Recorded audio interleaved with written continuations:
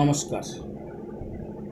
আমাদের ভারতবর্ষের মাননীয় প্রধানমন্ত্রী নরেন্দ্র দামোদর মোদী কালকে আবার পুনরায় প্রধানমন্ত্রী পদ গ্রহণ করছেন। নরেন্দ্র দামোদর মোদীকে আমার অসংখ্য ধন্যবাদ, অভিনন্দন। আপনি যেভাবে কাজ করেছিলেন সেইভাবে কাজ করবেন, অসহায় মানুষদের পাশে থাকবেন, যেসব মানুষগুলো অসহায় আছে তাদের সাহায্য করবেন। আপনার বরাবরই চিন্তাধারা ছিল আলাদা, এখনও থাকবে সেই চিন্তাধারা আলাদা। গোটা ভারতবাসীকে ভালোবাসা দিবেন, ভালোবাসা আপনার সকলের কাছে ভালোবাসা পাবেন। তো যাই হোক,